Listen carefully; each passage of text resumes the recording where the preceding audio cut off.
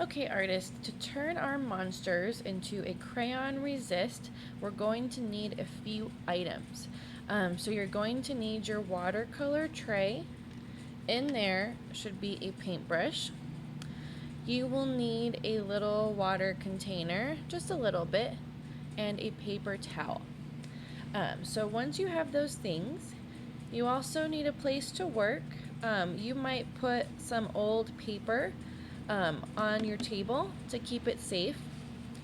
What I like to do to set up is take my paper towel and put it right behind what I'm going to be painting. Because we're in our books, we don't want to get everything covered in paint. So definitely have a paper towel here. I'm also going to fold my other pages back so that all I see is this page, and right under it I have a paper towel.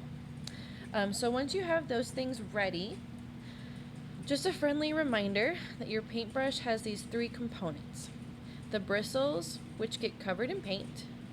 This attachment holds the handle and bristles together.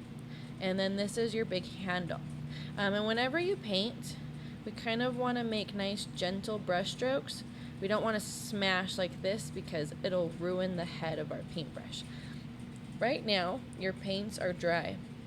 So we need to put water on our brush and start with the color we want to use and add some water to it. I'm going to add a little bit more too. So for me, I want to paint the head of my monster green. So I'm going to start painting in here. And you can paint along with me. So this is called a crayon resist. And what a crayon resist is, means that when the crayon will show up through the paint. Because the crayon is made of wax and the paint is made of water, those two things do not mix. So when you put the watercolor paint on top of the crayon, you can see the detail that you made with the crayon underneath. And it makes for a really interesting texture. So you can paint with me. I'm hoping your colors are different than mine. But when you want to go to a new color, make sure you rinse off your brush in the water. We don't want to do this. If you do that, you're going to get water splatter everywhere. So if you feel like you need to tap some water off your brush, just kind of slide it on the side, and then you can get a new color. And if you want to mix your colors, like I'm putting some blue here, but I want to add some green, so I rinse it, and I'm going to add my green on top, and it's making this neat sort of blue-green color mixed together. So you can play around with that.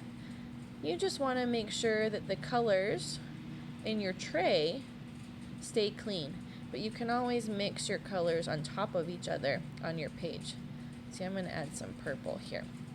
It's kind of fun sometimes to just mix up colors and try something new. And you want your paint colors to be a little different from your crayon colors so you can see them. I really like to use black with some of the lighter paint colors. You can see it shows through, kind of neat. And since my monster, I wanted it to be kind of slimy, I like the way that yellow looks. If you feel like your water gets too puddly, you can pull out your paper towel and you can use it to pat down.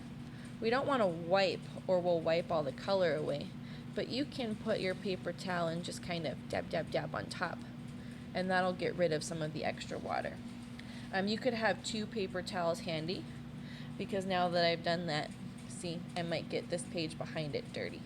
So you can always use more than one paper towel, and that's fine. So we just want to sort of keep adding paint to our creature.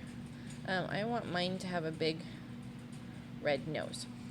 So my monster is a brave monster who helps me overcome my fear of the dark. That's why it has a flashlight.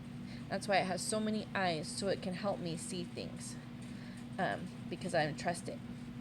And it's oozy, so I can see where it's been. That way I know I can follow it to safety. If you want, you could add a background to it. I'm going to make my background really dark because that's my fear. And that shows that my monster is helping me overcome my fear, because my little monster friend is leading me through the dark. Sometimes it's a really good idea to turn our fears into something silly that we can look at, because it makes them seem a little bit less scary. So if we turn our fear into something like a silly monster, it has a little bit less power to make us feel so afraid. So as you're painting, I hope you feel brave and that your monster is going to help you out. So when you're finished, you'll end up with a really cool painting that shows your crayon and your watercolor, and we call this a crayon resist painting. And for cleanup, make sure you clean off your brush, dry it off, you'll put it back, and close up your paints. And artists, make sure you leave your paints flat. If I hold it up, it's going to drip out, and we don't want that to happen. And we want to leave our books open while our painting dries, and once it's dry, we can close our books.